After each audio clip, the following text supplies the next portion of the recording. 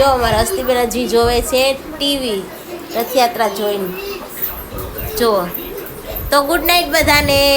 હાલો હસ્તીબેન, કાલે સ્કૂલ છે, ચાલો.